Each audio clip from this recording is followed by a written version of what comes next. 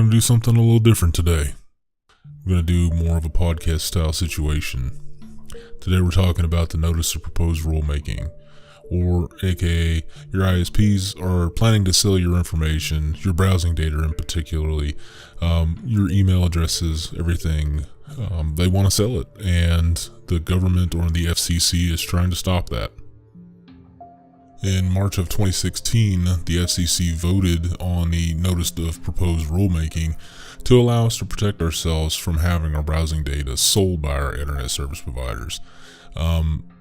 They felt that we had the right to decide if they're going to sell our data and to opt in or opt out of that. These rules would protect us in the way that your most sensitive data, how often you go to a porn site or things like that, would be protected with these rules. However, automatic protections for less sensitive data like email addresses, types of plans you have with the internet service provider, things like that, those would be an opt-out, meaning that you would have to go into an office or call up and speak to a representative and tell them, hey, I don't want you to sell my email address. I don't want you to give away my types of plans, what shows I'm watching, things like that. The shows not necessarily be included in that, but the internet plans would certainly be included in that. What type of speed you have, things of that nature. I have no doubt in my mind that if these rules were to take full effect and there was no opposition, legally speaking, there's no doubt in my mind that the internet service providers would make this exceedingly difficult for us to actually call in and opt out of all data. There would be ramifications, unseen, throttling of data, things like that. I have no doubt in my mind that that would definitely be a thing. The rules as they were initially stated, and if you read over them, you'll see that the FCC wanted to protect us. They wanted the ISPs to provide very clear information about what they're collecting and what they're going to be selling and sharing and how they're going to be doing so. Look, going forward, it's probably not going to happen that way. When the FCC was initially talking about this, they compared the ISP data or the browsing data that is being sold to our phone data. The phone companies are prohibited from selling or sharing the phone data. We all know that the NSA was being outed as collecting all this data, and the phone companies, a lot of them were providing the metadata, which, can be tracked back to you. In a sense, it was, but it was being used for quote-unquote investigative procedures. We all know that's bullshit. The NSA, CIA, they just are collecting this data for any purposes that they see fit, and they can roast your ass. If you're implicated or somebody overseas and they happen to be tied to a person, you could be roasted for that. You could go down, even though you didn't do anything wrong, just because you knew somebody or you talked to them. They want us to be protected from that, but it's probably not going to happen. Essentially, what they're saying is they want your data to be protected up into the same point that if the police or the NSA, whoever gets a warrant, then they can access your data. Then they can come after you. But until they get that warrant, it should be as private and protected as anything else. And let's be honest, the ISPs are going to fight very hard for this right, for them to sell your data. This is billions of dollars that we're talking here. This data is already flowing through their networks and can easily be collected, and it would massively increase the bottom line.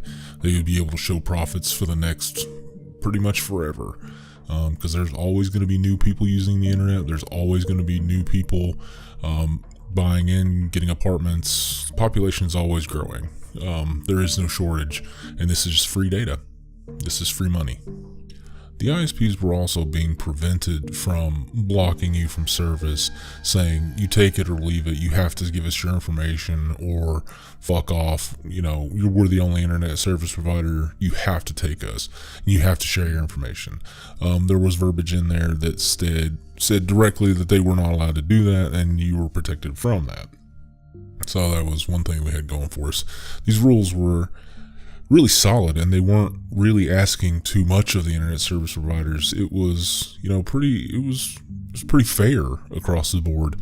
The big problem, and the reason why they had to include that, is that many Americans, as you're probably aware, because majority of my subscribers are people who live in the Americas, but many of you who live in other countries may know this as well. I'm not really entirely sure, but you're limited. Your choices are very limited.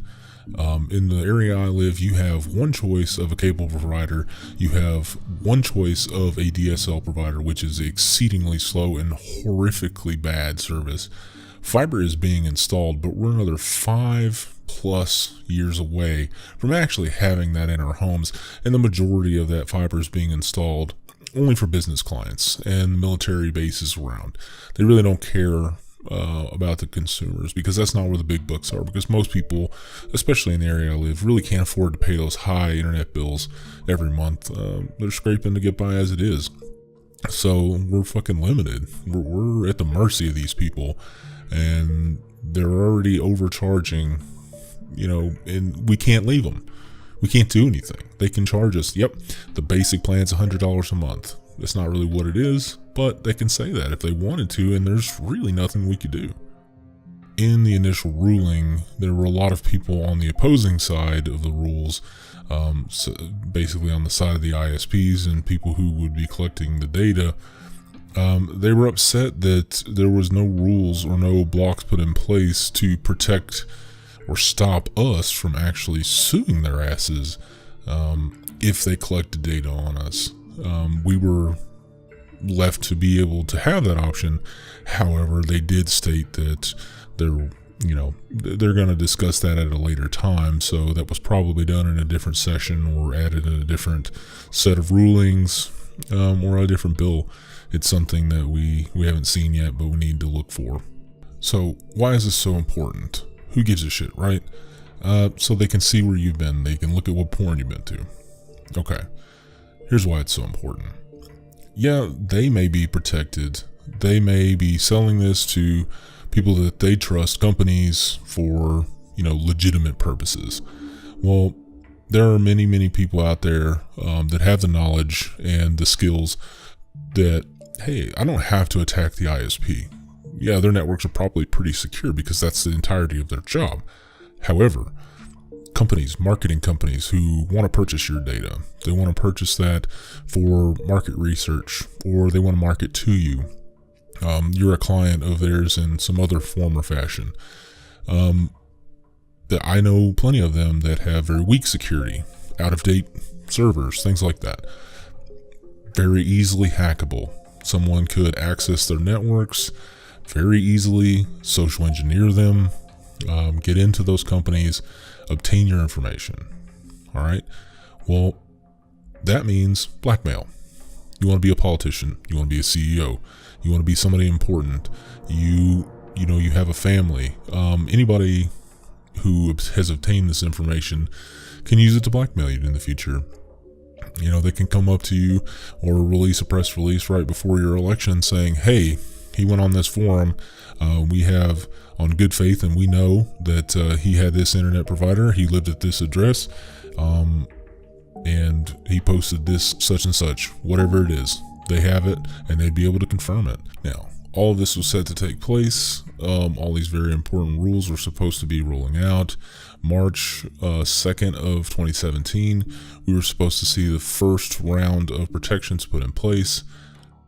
The Republicans blocked it. They didn't like it. Of course, they're this isn't really, I'm trying to keep this away from the political side of it, but the Republicans are really the ones who want to push this through because this tends to align with their policies, and they tend to side with the businesses more than they do their own people. That's just a fact. You can see it. Democrats tend to side with the people, the little man, quote unquote. But the Republicans blocked it. They want these to go through for a lot of reasons. March 2nd has come and gone. President Trump has taken office. The new political leaders in the House and Senate, the people who were elected, were taking their seats. Okay, everybody's adjusted. Now comes time for business. Like we said, the Republicans, they don't like this. They want the ISPs to be able to sell the data. The lobbyists from the ISPs are giving a lot of money to people.